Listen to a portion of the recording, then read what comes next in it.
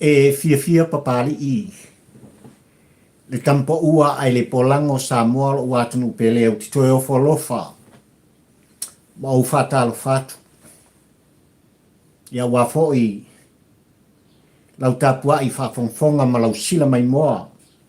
O ele atunu ue pele i lau fatawa. Il tapol kalame fai pea o motu ngā afa. Fatampo ua ai le polango.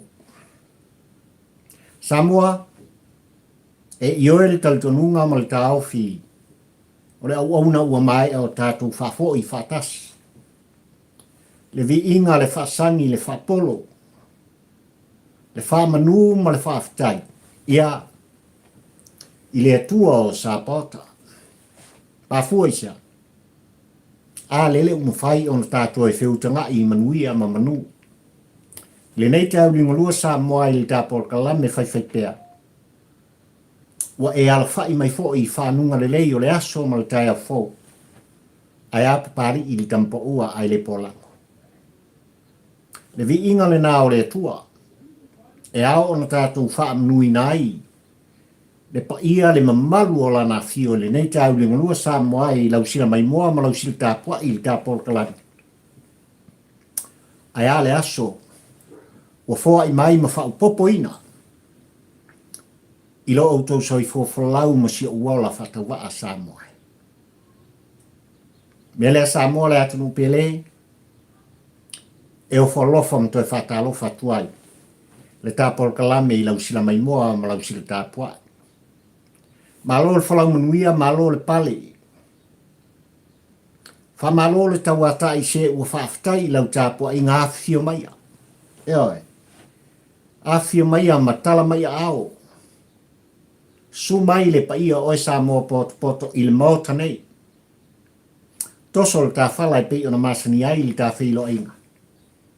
O motu ngā awha whatampo ua ai le polango e abatu au mai ia walawa. Le ano doa i o mea utula i mai tutupu. I tā wholaunga ma le tā sanga.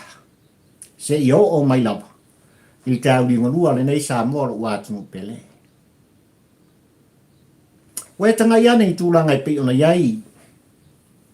Le tū mumusu al tāpo i ngā plotu i apapari. Le wawea ma au o le aso le nei. Wawea ma au tuo le launga whatampo ua ai le polango Samoa. O le whaafisili. Pelawana e silfia i lau tāpo inga Samoa. O le tūwhono mo le tūalanga whatampo ua ai le polango e momori le mau. Tātou te tua lalo. Tātou te warwaru sia fo ia o le la au i tāpua inga. Ua le ngata le tāpua inga lele o lo po le whala. Ula i ula atua asin sina manai mātua e pele i apapali i tonu mota malawa le tāpua inga lea. Ai o le tū mumusu. Ma le tū alanga. E whamana tuai. I tai o le tātunu ai maise. Le whainga malo le aso le nei sa e tutofi mai filfilia Samoa i whatuatua i le atua Samoa utasi. Le anga ua le longo mali. Upu tau kino lea. Lea ua mafuai tu muso pulotu Samoa le tae o le nei. Pali. Momori le mau. Tu alanga. Bala au. Tata longo. Tata lali. Usu le pese. Fai le tala. Ia longo i tulu inga. Ai maise. O le whafonga. Ai whainga malo le tātunu. Na filifili e Samoa. Le iei whainga malo le aso le ne. Wha atua i le atua. Samoa utasi. A whamai lau tua le launga papari i tau nei Samoa. Aisea wa tuufau ai. E le tawhainga malo le whatuatua i le atua Samoa utasi le pangota. Oi le pangota. Limogi ai afi.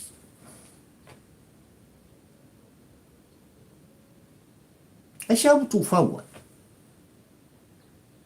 e tualanga i upu fai.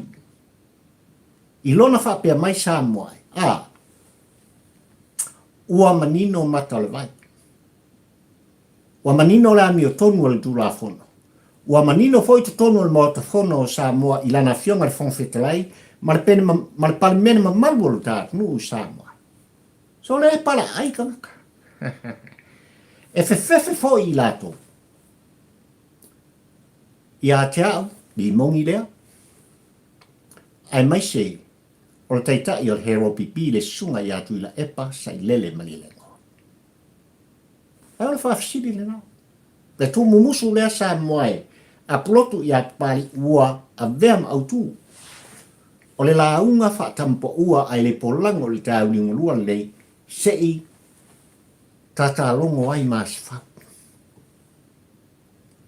I le whaafonga i lana fionga le tamaitei Palemene, le kapeneta, le whaafonga i le sunga le palaai, le fongfetalai o le mota fono o Samoa. Ma le Palemene mamalu o le tātunu o Samoa i tāu ni ngolua lei. E iai nisi o mata upu o le amuni mui mai. E o iai. Le au te lenga ma le la ngona whaatampo ua ai le polango. Ai le neita e au Samoa ua o manatu. Ta tala le avei o mafufonga. Tu sa o loa se la ngona whaatampo ua ai le polango e mafua mai i le tuu musu mal tuu feula. Anai tō ina malo mātua talo whai tāpua ina pulotu. I le aunga o au te male au tū o le launga le tai au le nei. Aisea. Aisea ua tuufau ai. Aisea ua tuufasa o loto ai. Aisea ua le mawhai ai e le whainga malo le whatutua i le atua sa mo ontasi. Ona fua se tapu. Aisea foi. I lana fionga le fongfetalai o le mota fono o Samoa. Ma le Palemene mamalu o le tātunu o Samoa. Na whaatino au lape o tūla fono le mota. Fua se tapu. I le pangotale nei. Ua le tasi. Watulasi Samoa. O upu whasau sili wha māwalunga. O upu ma wha mtalanga. Lo ia soli e pēr li tūla fono. Tu mawala luina ai. Le whainga malona e tofi mai filfilia. Le whasiri au pule lea ua o lava.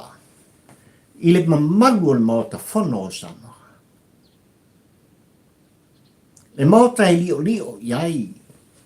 Samoa poto mai lava i toi utaia. Mai lava i tua ama matua lele iei tāpua inga plotu Samoa. Se i o mai te au li ngolua le neilo soi fuafolau le ola whatau wa au papari. Ai ale tupua e o au tinifu. Alo ma whanau o le tātu. Ua manino lau tāpua inga Samoa. Wa mautinoa i lau tāpua inga, le tāpua inga pulotu, le taumulimuli o papari i li kampa ua ai le polango le nawa ya sanse i mwai atu nei i le fono usu o le tātunu. Tautino le solo i lana fionga le fongfetalai o le mota fono o Samoa. Ua to e whaa e ina. Le sunga i atu i la epasa i le malia le ngoi o le whaipule mai le pā, le taitai o le hero pipi. Ua to e whaa e ina fo i fono usu ale tātunu. Le whaipule o whareata le tolu. O le whailautusi ale hero pipi whetalaina. Lea le pule rimoni ai afi. Ua manino fo i lana saasa anga le nava i ason se mwai atu nei. Mai le fong whetalai o le maota fono o Samoa. Tātou tālia lupe o maunu i tūlanga i pe ona iai. Le toi apilina. O le whai unga. Ale wha masinonga le tātu nuu Samoa. Lea ua mafuai un toi wha i laua. Ua manino fo i lau tāpua i whawhongfonga Samoa i le nawa i aso e pei o nā. Mo mori atua i se whata ua o pali i le tampo ua ai le polango a. Sa wha ita le awa no wha au o na maua. E le whaipule o whalata le tolu Samoa. E au mai ai se wha lalolonga i lau tāpua inga. Au mai se wha to e senga i ate o e Samoa. Leanga i le tau ngō fie. Upu ma wha matalanga. Na tua langa ma la lau ai tai o Samoa. Upu ma whamatalanga na la lau ai le whainga malona e whiwhiria Samoa le whatutua i le atua Samoa utas. Upu ma whamatalanga ale sui whaipule le nei Samoa. La ia la lau ina ai le vai le va lea o Samoa poto. Misi. Manino le rei mea ua. Ai le whai ungo le nei vai aso man Palemene. Ua vea lava le Palemene le ungali ili nei. Le fale o le te volo o malti apolo. Le fale o lo nofo ai satani. Le ulungali i. E la tau te upu leanga ina le tāpua i whawhongfonga a Samoa. Le ungari i olo whapena o nā. Tele i ai whaamtalanga tangata i le lātou whawhonga anga Samoa. Whesiringia po o se whanau a manu po o se tama tangata. Ko lei mawhaku. Ua matautia tele. O ina toi whaneo ai, langona o le pule rimoni Samoa. I le aso nafi. O a upun tau tala i ai, le pangotale nei. Ai se afo i papari i uau tau whaafunga Samoa. Po tu sa o le upu, o ia o le pangotale. Me mo mua Samoa i lau tāpua i whaafunga. Ua whaamaunia. Le whale mi ngao tangata nei ile whamasinonga le tātu. Whamaunia. Soli ngā tula whono sa whai. Upu whai na la lau aila na whionga le whamasinsili. Ali ima tamai tai whamasino le tātu e o lava. Ile ofisa o le whamasinonga. Manino. Na whamaunia ai. Ele whamasinonga Samoa. E whale mi ngā o le sawhai. Olono. Sa kaua maloka. Sa taulo na tongi i tanu malala takata nei. Tuli whaasalanga. Pe kasi le aso Samoa. O lau putau tino o le tāpol kalami. Kusa le aso e kasi. E kofu e kangata i kau malala. Tau sanga e awhi. Le anga u whaamaunia. Le soli ngā tu la whono. Le whaale mi ngao le whamasinonga le tātu. Ai o le mafuanga foi lea nā lai.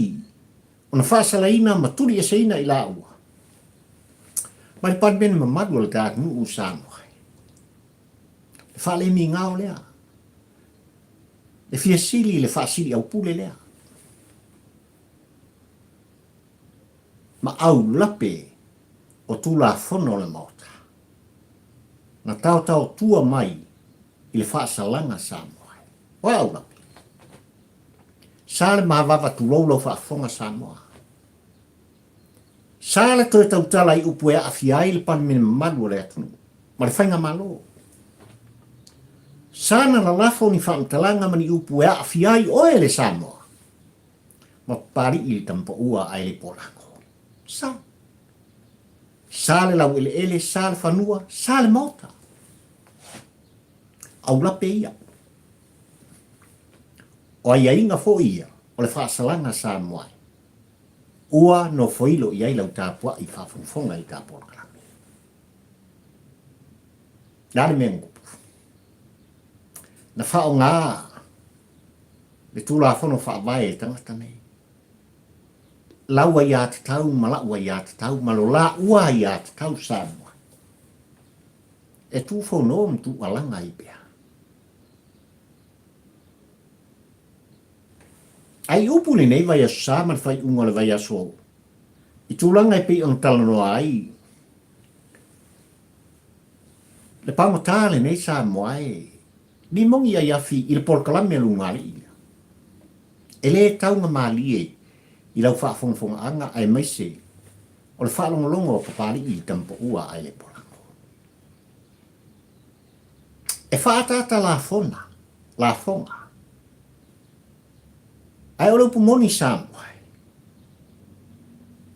E ti ngā i le whaalongolongo ma le whaafonga. Na ia tau tino ai le ungari le o le upu tau tino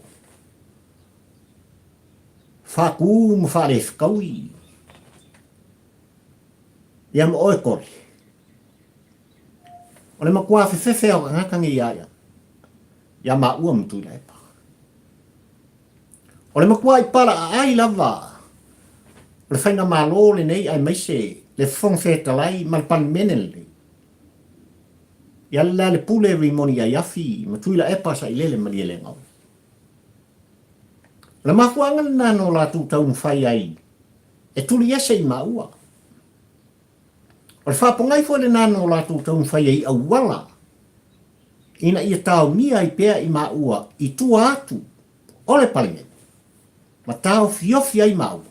Iau nia mako koe o i kongo le moka. Na ta uai e le pule rimoni ai afi Samoa. Le whai unga le whamasinoga. Le alau au mai le whai unga le whamasinoga. Le alau koe kikiro mai mako e o. Ia. Wala ise si e tautala, wala ise si e mawawa tulou le whafonga Samoa. Eke koe whi al whai upu. Palaai. Fefefe.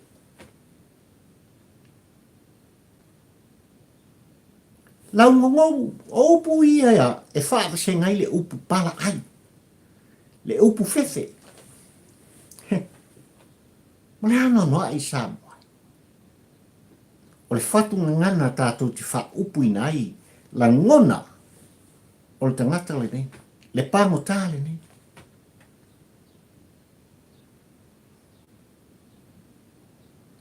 Samoa malau tāpua i whawhunga. O le whainga malo i le aso le nei. Ua manino le manu lau ti o tūlanga e pei ona taita ina ai e lana fionga li tau sala le tātu u leo o tūlai mai. E a vema Palemene o Samoa le fionga le sa whapito i atua. Fia mea na au inu tāwha. The rule of law. Manino. E ano no ai fo isa sa anga. Ma sau no anga mtu le inga i tutono le mota le nei. Ile pai inga sumare fitu le nei.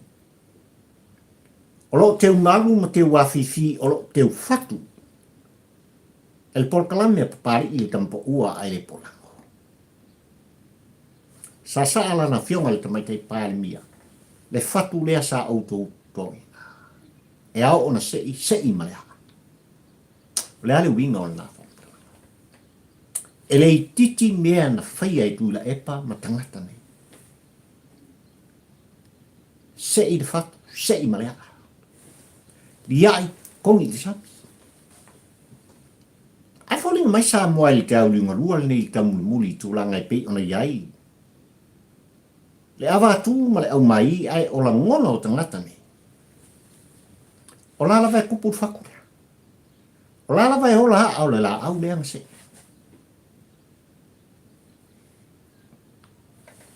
Le o fefele tal noa tangata nei. E leo solo muri upu fai.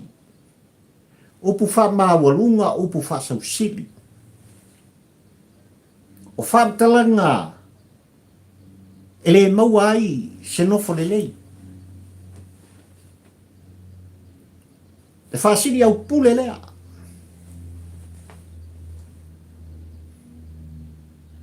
Lea lo tu alanga ai. e whai lau tusi o le hero pipi i kai au luan nei Samoa. Ai pela na moli te atu se la ngona o papari i lau tāpua i whafofonga. Ua wha maunia sori ngā tula fono. Ai la ua nei ile whamasino maulunga o Samoa. A ole nei lava. O lo tuufau. Whasa o lo toina. They are free. E tau te tala whioa. E sa o lo tonga leo. Le sa o tonga le nei o leo lo tulturi au pū. E la ngona ma mawhauwhaunga ma le tāpua inga pulotu. Whatutua i le tua sa mo o tasi ma le whainga malo le aso ni. La ua whiaunga le fefefe ma le Palemene malu o Samoa. Ua la lau. E le ale pule rimoni a yafi o ia o le pangota. Lo o tau palaai. Lo o tau fefefe. Ia te ia malona taitai. Tuila epa sa i lele mani e lenga hoi. Awane ngalo le tāpua inga Samoa. E le titi le whaea oe Samoa poto i le whaea pulotu ma pari i le tampo ua ai le polang. I tai o Samoa.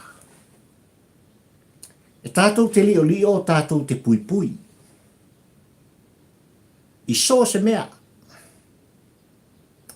Le anga o tai sa autou fifilia mo tātou tofia. O tai sa e whaamanuia mo tātou whaamanuieina. Ai ua mai a whaapa ieina. E le atua o Samoa. Le ese segane nā. O Samoa molon malo tuto tasi. Ma o te roa po New Zealand au se talia a Amerika po whialama. Le atunu ua vea mo a inga Samoa i lau tāpua i whawhongwhonga le kai uli morua. Ese ia. Le atunu u le tofi oe ma pari i le tampa ua ai le pola. Na fo i mai e le atua o Samoa. What a beautiful Samoa. Le vata puia le vafatfata. Ese le taua. Le vata ngata lea. Ai uala fonga nei. Fa upunga nei. O le upu tau tino Samoa e. Ua ti ngā le tāpua inga. Ua te tena foi, fina ngalo le tāpua inga i pulotu Samoa. I tua āma mātua. I la fonga le tangata.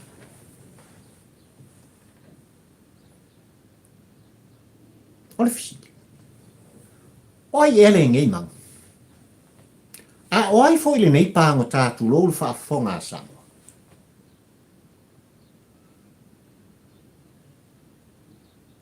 Oi e oi. Ua le tasi, ua le lua, ua le tolu, ua atu lasi. Opu ma whaamtalanga.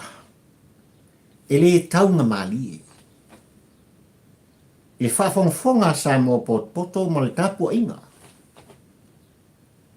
Ai a pari i le tampo ua ai le polango ma le tapua inga ploto.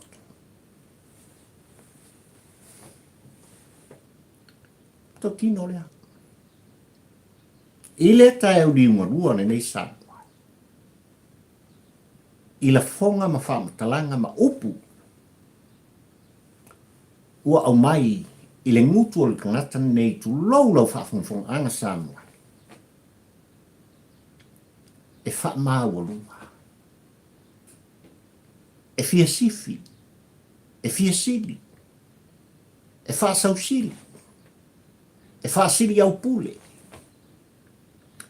E le toe. O upu. E tautala mai ai. O upu fufua. Tu lau le whaafonfonga sa mo poto.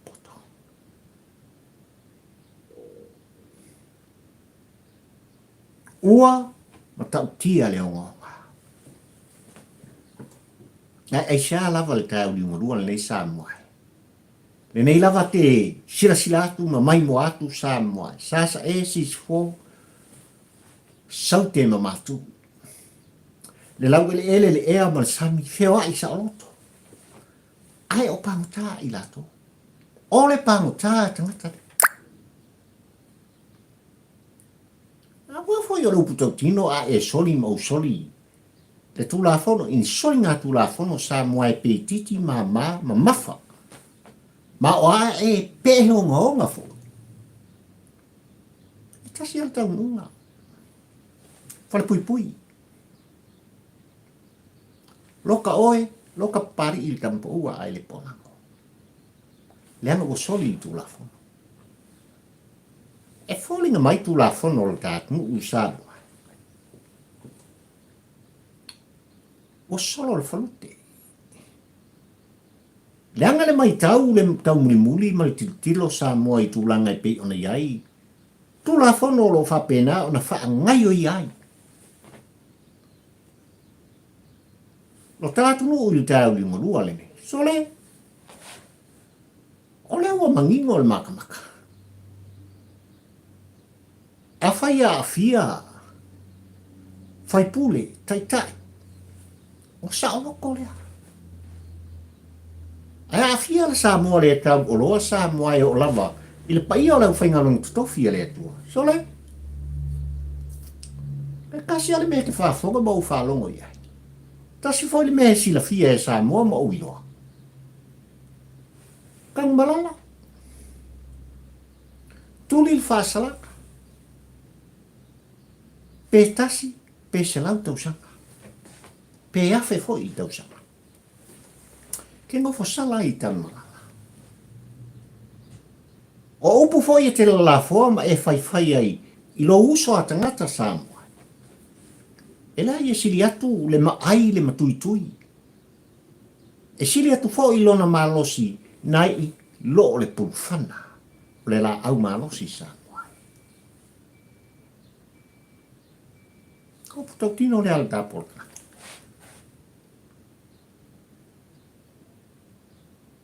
Alef si tele lea. Aisea lava. Ua tuufau ai e le whatutua i le atua sa mo utasi ma le whainga malo le aso le me. Aisea fo. I lana fionga le whongwhetrai le maota fono o Samoa ma le Palemene mamalu le tātunu u Samoa. Ona lātou tu ava noa e tuufau ai upu ma whaamtalanga. E tau tala i ai li tangata ua whaamaunia le soli ngā tūlafon o i o le pangata. E ao ona fua se tapu. E ao ona whai se whaiunga. E ao ona whai se iunga i le tō whā le moe le utanga i le awa tū ma le au mai. Ai le iui ni mai. E ao tape le po udea. Ai le papala ma solo ma manu leanga. Il tapua inga sa mo poto.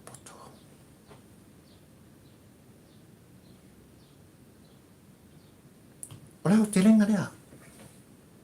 Ile muta upu le nei ua amata mea ai. Lau sila mai moa ma lau tapua i whawhongwhonga sa moa i se la ngona. Leanga le upu tau tino le tapua o kalame. Talo whai i tapua i ngā pua.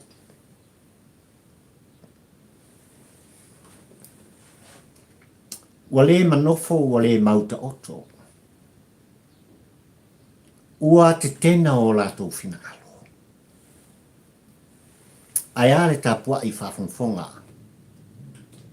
I le asanga man fōlaunga a oe sa moa i tāuri o rua nene.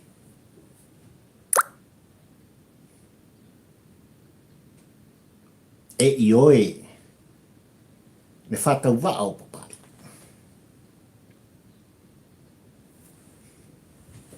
ua manino iai lau whaafonga sa moai le aunga ote. Ua no fafale fo i satu ia maa ia te oe sa moa malau tāpua inga. Ila ngona i upu mwhaamtalanga. Ai to lua le te.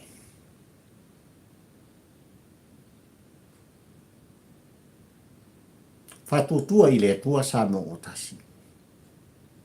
I lau fionga le tamaitai Palemene le ai ngā kāpeneta malou au wā. Lau fionga le whongwhetalai le sunga le pali i li o te eu maspau. Sui mamalu o le Palemene mamalu o le atu. Wau tau no whai. Aisea wau tau no whai ai li tāu ni muluan. O le tua lalo. Whatampo ua ai le polango. Whai se fufuanga. Fua se tapu. I sui nei. Awane ia vea. Le lango mate tas. E manu leanga ai. Le suau manongi. I le tū maleanga i whanua. Le vatapu ia. O le tofi o Samoa mai le atua o Sabota.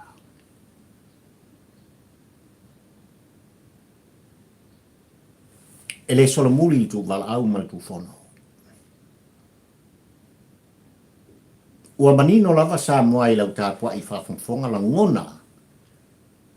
O le le pule rimoni a yafi i tae au le nei. E ao na tātou mata pula. E ao na tātou matala. I lau whaafonga ma lau whaalongo Samoa. I le tūlai mai o le tangata e tau mawhai e mimilo. E milo i o langona ma whaupunga se mata upu. O lo tū ai. Le loma ma o lo to ai. Le tāpua ai inga Samoa poto. Lale makau. O le oki o kuwau. Le tau pure pule e whao o le maliu ma le oti ala auli ale mali e toa ia e mesi fōi. O le whetainga ia o ahionga ia i minsta. O le kāpeneta o Samoa. Le mta upu le mta utia o le aisa le pauta whasainga. E oi. O le ale mea ua manino yo i le tāpua i whafonga Samoa i mta upu nei Samoa. Lea. Kākarea. E pango tāle. Lea na tua ia. Lea ua whaalau i loa. Lea tātou te tālia. Lupe o maunu i tūranga i pei ona iai. Le mata upo tu inatu i le loia sili al tātu. E haonga whaatino un whaataunu ulu tāu li ngoluane. Leanga o le whaaka, o le whaakongunga le kāpengeka. Na tu inatu i le loia sili al tātu. Aisea ua toso ai, whapa tolo loi, i le tau liunga lua na tā upuni.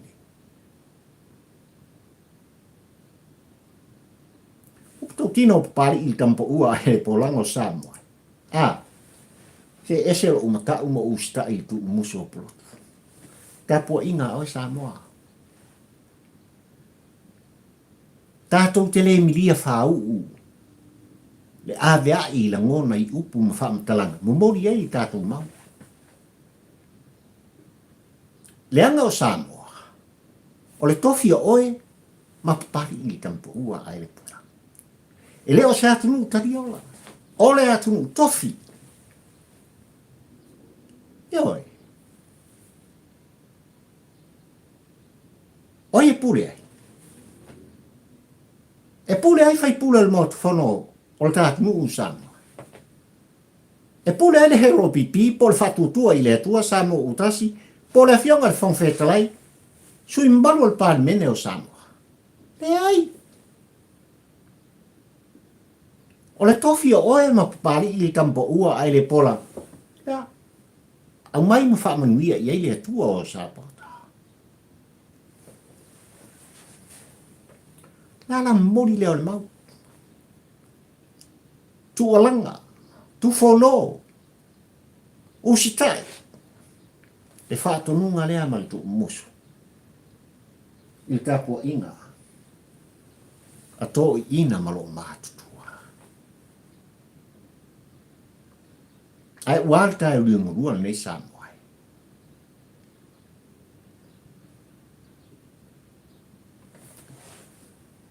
O le tūla whono. The rule of law. Heo ye.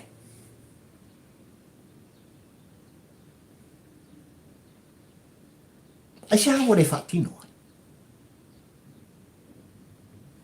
I pāngo tāne i Samoa. Ia i la tōu nei o whaamaunia. Le solinga o tūla whono. Kare nei ku whau whasa o loto. Talo whai a Samoa.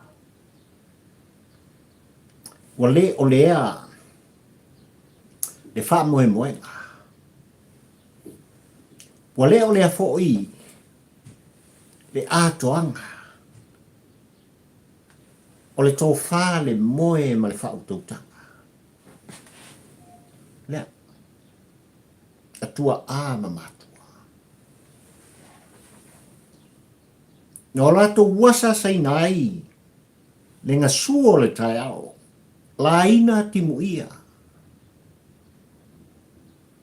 Whaponi sa ina, mampalam la maina, talo whai. I le sa ilinga, o le mālotu o tasi, se mālosa o loto. A wasa moa, ma lea u ngā tūpulanga, i lea u ngā tūpulanga. Kia o mai lawa leo ngā tūpulanga i lima ma leo. I le kai au ni muan mesa. Ai a tūpulanga. O lele o lo o whawhau ma whausia ina ia tutupu mai ia ola. Ma tō tele. Tūpulanga ma tangata Samoa.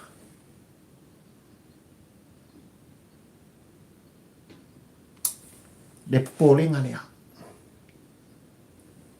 I upu whai o tātu. Ai o le tu alalo whaatampo ua ai le polango Samoa. Le whainga malo al whaatu tua i le atua Samoa ua tasi i le aso le nei. Le whaafongfonga tāpua i lau fionga le fongwheta i o le mauta whono o Samoa. Le Palemene matai o le atu.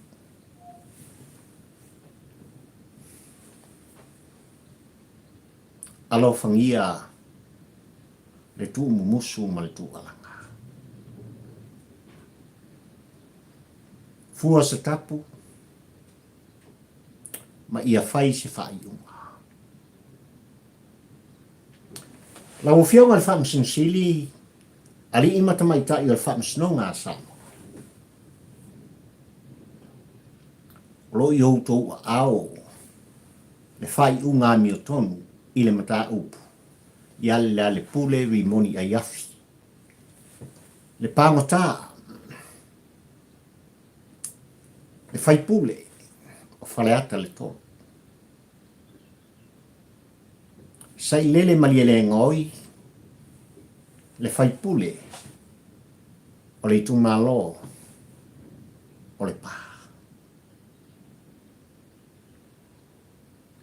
Whai le ami o tonu o le tūmalo. O Samoa e mamala. E mamana le tāpua inga.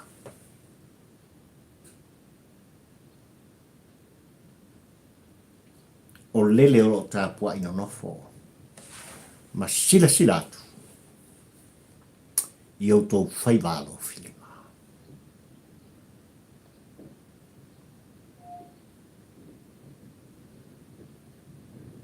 E tū whono pia pari in tā upune.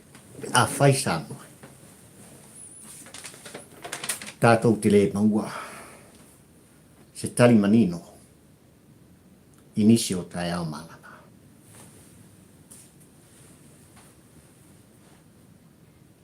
A tonu Samoa e ua.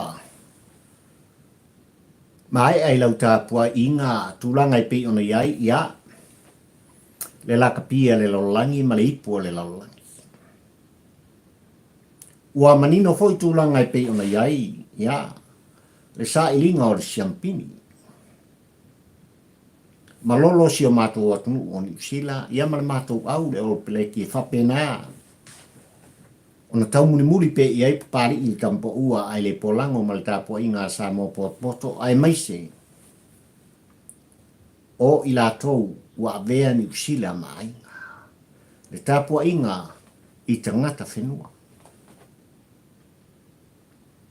Tasi ale aina malo ai a Whirika Isote. Mangai a kālo. Ua langona foi finangalo le atu ya onisi o lātou whaitia inoa. Ia i lātou sa whaatino ina le tālonga i lau whali.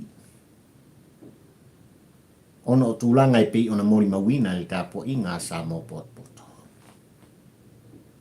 Au pari i tampo ua ai le polang. Ua maria sao le whai unga o le tanga. Anga se i ova ki kia New Zealand. Ea, i re killing whamkalanga. Lua sala mariskoa. Ai mau ia e ono. Ana se i ova. Le kiki ina o le polo a ngai. Ioe. Se vaila i ai. Le laka pia New Zealand. Le o i le anga. Momori e tuai langona ma le mana onga le tampo ua ai le pola. Kumai le avunga so la koe kiki. Ioe. Kumai le avunga so la koe kiki ka kupo. So le. Aisea ua mei ai nei tama whanau. So kaka so le ka kiki mai nei polo. Ka o kai koe kei lalo le masinga ma le la. O le sasao. Ale ua o le tālonga pito sili o na tāu.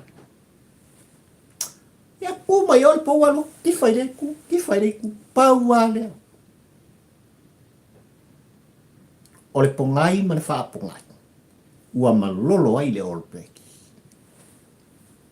Sa kau ngā lala au mai tampo ua ai le polang. Sa ua kiki ka kopo. Ele fau. Ele fau tūlanga i pei ona iele lak pi ma le ipo le lolang. O whale tonu lava nei sa iai. Le ngata fo le lua afe suma le tasi tonu le atu nei na whatino ai. Le ipo le lolang i sa. So le. Se ke ia ua nge ka ngaka. O te le whaitia ina tūlanga i pei ona whatino ai le ngā ruenga whita. Alau whali o le talonga. O le tangata malon whaitaria. Ai mo le tāpua i ngā papari. Bale au ai ngā le tampo ua ai le porang mo sa. Pa wale o le mea ngou. Ngou le fia. Aso le o le hoki o kiki o le uringi. Ana se i ova. Sala e lua. Maliskoa e tas. Plava ngā ai e wat. E whao popo le sumaltas. Ia umale o whaamtananga. Congratulations South Africa. Uputo tino le nā. Ina ua matal ta musanga mai kora whaino Samoa e manu malo Afrika le aietas. Ile au le atunu u sao lato tu whaatisia le ipo le lolangi lua afe lua sumalito. Au whala. Ina ua wheto ai mapingi ma le au engalangi. Tasi foi ai na manu malo ai le au Afrika. Lea ua to i lalo ai ma whaia inai. Le olo peleki a New Zealand. I le aietas. Koe osa foi la. Le ngangana man mua ngana le whatu ngangana le atu. Ia ai. Tātou tālia le isi whātau sanga o mungu mai. Ua mai ala le ipo le lolangi. Ai ila la kapia le tātu nuu sāna mai. Ua manino ai whai tionga. ua manino ai la ngona. Ua manino ai ua whaari manatu o tamata au. Ila tai fono male la kapia Samoa. O le tere i o le whaikionga. Ioi. Talo whai alo ma tama whanau o le tātunu u Samoa e. No lato tau ma whai le hawhanoe o mai sei. Ta alo ai tau tua ai. Se o lato tau aveina ai. Le tanga vai. O le atunu u e pele i o lato whatu mo o lato loto. Ai lo koe poa ma le Samoa i tūlanga i piona i la kapia le tātunu. Le la kapia o lele o lo sa ili ai manuia. O tuila epa mai latou. O lo i totonu o le komiti whafoe la kapia Samoa. Eoi. Nāle mele u koe elka maung Samoa i whatulanganga o aua le laula. Lua afe lua sunga le ono Samoa. Ia o misi ako ka kou i tūlanga i pei ona iai le whatau vanga. Ta alo ma au teli ni. Ala u koe fo i kua sia ka kouani. Ua i oe iai tuila epa. Ua talia le taitai fono o Samoa. Ke vai le luma lea. O le luma lea o Samoa. Le angalo manino tūlanga le tālonga Samoa. Le maua lunga na iei Samoa a mata mai lava. I le iwa tasi se i o mai li te au li ngolua nene. Ala le mele wei. Upeo se mea kau whakai ka isia kakuani. Ua whaailoa ai ma whaari la ngona le fia. O alo matama whanau o le tātunu u Samoa. Aga iaku ia ke oiku ila epa sa ilele mani lenga. O ili kai fungo. Anga iatu ia te utou uma o lo i tutonu o le komiti whafoe. O le iuni la pia le atu. Langa le koksu e mea isia kaku wamio. Alua ku ngei le kai fongo ripo le lalangi Samoa. Ave kui la epa kuai lo ngu mo lo ngā fioanga. Kui e sua whamakai. Ia mai leu. Le fia le lei bea. Le tangata o lo tau ma whai pea sona tai au. I le aso ma le aso. Wale mea umua. Sa oida ko ingo le mako. Ngau mea pifu ngā ka ko mea mo. Ale pifu ngā lawa. Tula e pasa ile maria le ngoi. Lau fai polo kiki o lo i tutonu ai mai se. O le wha ulunga o la kapia Samoa. So le wha ma vai mo esi. Wha tāua tama whanau o le atunu. O lo i whafo mai o Samoa. E leo sāwa vari atu. E tau tua Samoa ono o tupe. Le ai. E se ia Samoa mano loto. I la ngona ma mawhauwhaunga. O sos tangata Samoa. Sa vali atua ia alo ma tama whanau o le atu. E so ei kou kupe kou ponga ua tulou whawhonga Samoa. Tuufau no mal tu alanga pari i tai ao nene. Wa kaunko o ese. Ua pipilo ma se se utulou whaafunga Samoa. Ua to e tu mawala lo ina fo i Samoa i le whaafanua o ta alonga ma le la kapia le lalolani. Kalu oko. E o ese. O lo tele mano no ai. Tamali i tama whanau o le atu. E anga waa. O lo iai le nganga alofa. I tūlanga i pe ona iai le taalonga i le lakpi tonu o Samoa. Ko kele mangonga. E leo ni mea au kousole. Heo. E leo se mea se vaenga wha upwhai. Le lakapia le atu.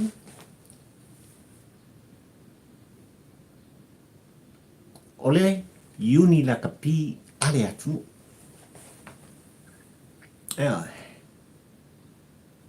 Le mafuanga lea o tu ala ngai papali i tai au le nei mai lau tāpua i whawhongwhonga Samoa. Nei ua kau i ake oesa i lele mali le ngoi. Whaleo mawaenga Vincent Fepule ake. O le au whaipolkiki le tutonu o le alakapia le atu. Ka ai whala. Pūlau le ia ngane pofi. Heo ia i whafo. O Aisea ma le taita inga o le lakapia Samoa. Ua manu le anga le suau le ona o oto.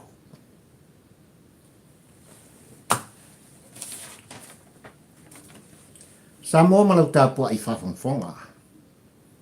Le netai o le tāpua kalame. Na whate ia le tāpua kalame Samoa e le lipoti tūlanga i pei ona iai, le malaiwa ale le whaavao mālo le tātunu ui whaleolo. E mana o mia le 5 miliona tā la Samoa e toi whaale le iai le malaiwa ale le whaleolo. Ua, leo toi nā male la ina i lau tāpua i whawhongwhonga Samoa e tūlanga i pei ona iai, mo ta ngase le tātunu i le tutulu maleanga. E o lava i le whalewha msino o le tātunu manisi o whale te tele lai tutonu o Samoa. E le i lewa ona mai a whausia. Ai o loo mana o mia le whaitau miliona ma miliona. E toi whaale le iai. O le fisia. Aisea. O le ale mafuanga. Le mautau ave le ale hero pipi ma tuila epa. Le whainga malo e tula i mai ua tau tala ngā wenga. Ioi. Le whainga malo e tula i mai whawa e lea whale.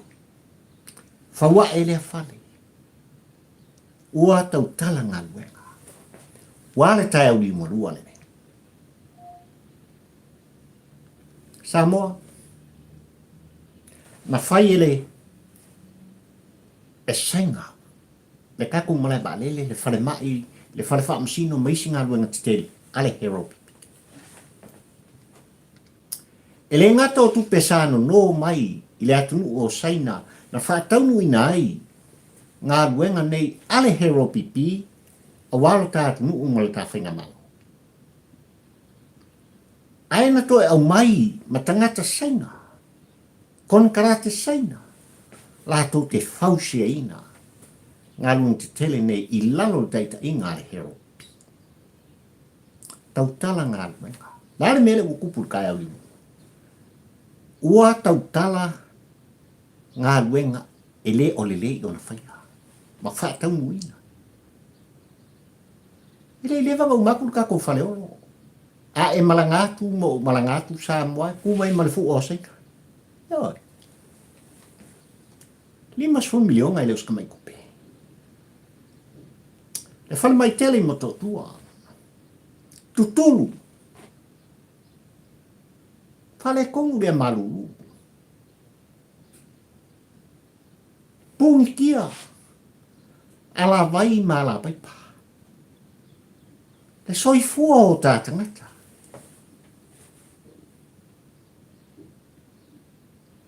Oina fausia. O whea nano no mai ai, tupe na whaatino i ngā luenga. Mai le malo senga. I lalo o le whainga malo, atuila epa, ma le vaenga, le hero pipisa. Ai o le lato mau alia. Le whainga malo o tu ale hero pipi e ua tau talanga. Le ala ua kaukala mai mea sa kupu. Le ua tau tala mai le tasi tesi ma le 2 pilionga o kako ai kalafu Samoa. Le kau kongkongi ua le ngata i whale tupe o le lalo. A o sainga mai siak ni. Oi na whaia. He ropipi ma tui la epa. Le lava lo tapisa i tūlanga i pi ona iai valele. Le wafu i vai usu. O tupe no ma tupe ai talafu. Na whaana nau iei tangata ne. Ko i kiki lua sun milionga lai kia ai ale paka. Ile malai valele i tia pea. Le wafu i ale pata. O vaongo sun milionga. Lua sun mo kupu milionga whai el fal pui pui. Ao lesa loko pangkal kai mingi. Esta kau ngave iei whao ngā. Le lua sun koru milionga. Ko i kiki a milionga len koe whafou ai. Le fal pui pui vai ata Samoa. Oi na fausia. Oi lātou na minista ma vea ma sui o kabineta. Ale he ropipi il teita inga atu leipa. Ua tautala ngā ruenga. Wana o mea male pe lepe ma sofa sofa.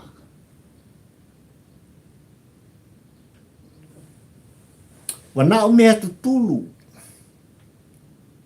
Ma mea ngau sia kako wamio. Lea o tautala ngā ruenga. Na whai ele he ropipi. Talo whai lau tāpua inga Samoa.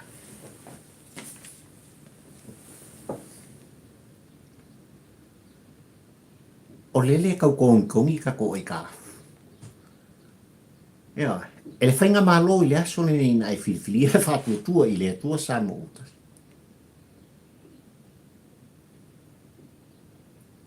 O aku i kong. Kasi kesi malua kako pilionga sia kako wamio. Ai tārafu. Lea ua palasi lalo. I le whāru se laua milionga. E whali ke leo ni konginga alef. Ele umal tolu tau sanga no whai. Ale ngei ua mana o mien mana va lele wha malolo tātu. Se 5 milionga. Lai kukulu. Le whale ma. Le soifua ma le ola o tātangata. Le whare masino. Ma isi whale te tele na whaatu tū. Oni wa ainga whaaforinga Samoa. Ia e mauwha ma o wafo. Ai nā tia i tua. Le elinga lua o auro ma penina. Na whao tanga i la tūne. Whananga lupu koki.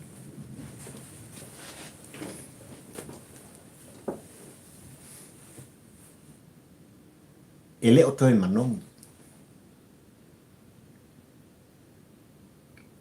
Tala anga o le he ropipi.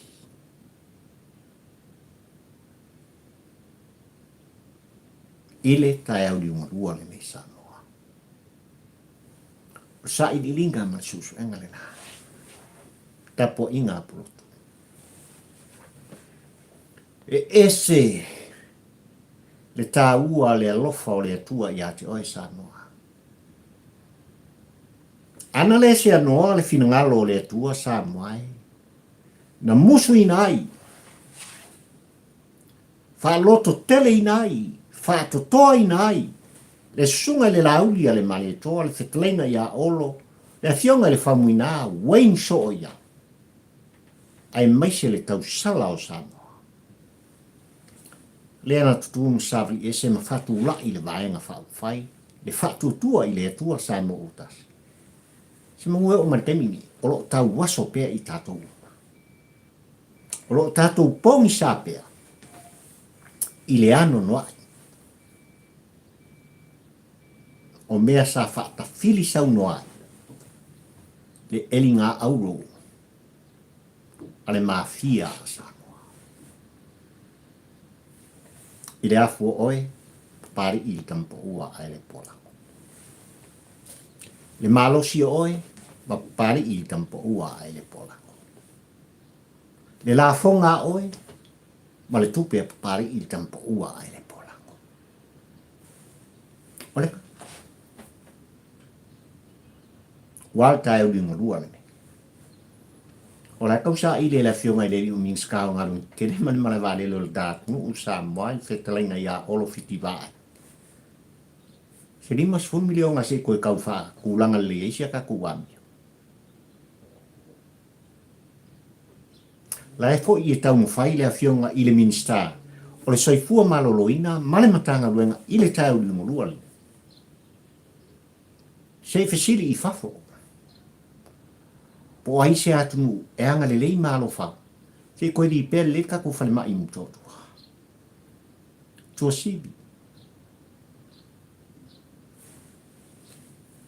Nanga le soifua ma le ola o tātangata.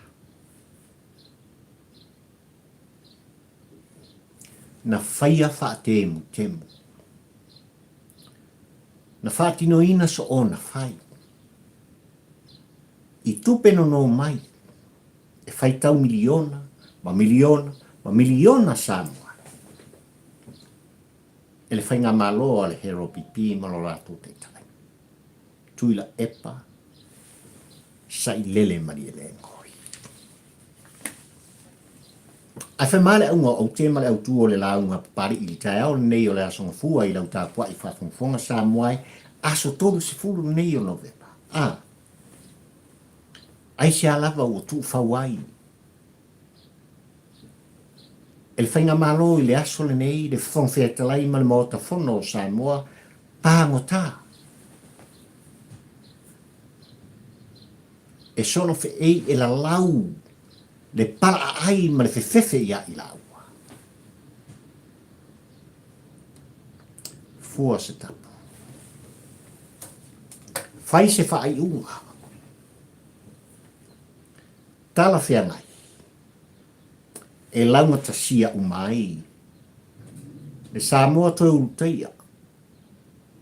E o lava i seu pito i titi o le au tinifu. Ile tulafono. Pala o le tulafono.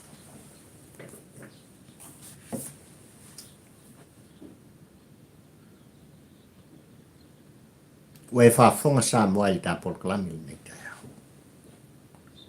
Le au te lenga o mea uma. E le solomuli le tu alanga le tu fono.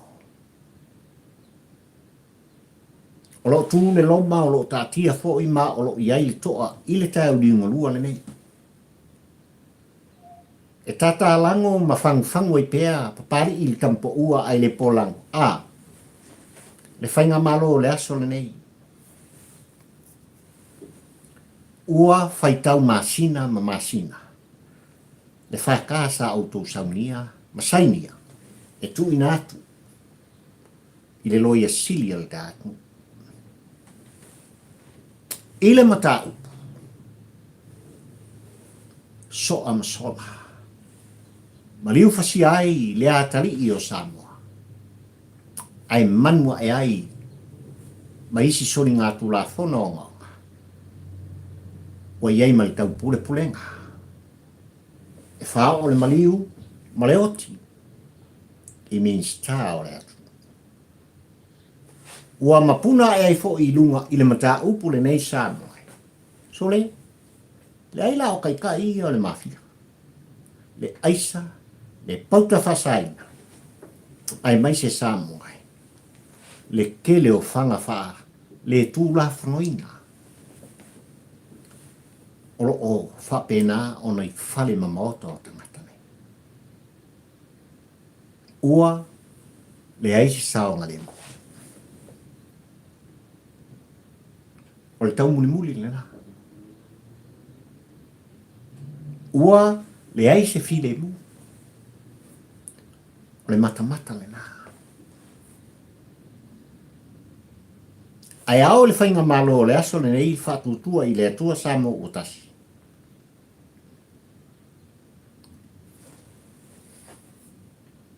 Whai se fufuanga. Ka le koe fia pisa i le mtanga ruenga o leo leo. Aisea. Ua le eise tali tomuina. Ua sila fia e Samo poto. Le matautia o le mele tupu i mtanga ruenga o leo leo. mai lava le komisina, sui komisina, au fai ka ai, au fai fuspau. Misalo o lava lau kiki pasika, ma lau kiki ui.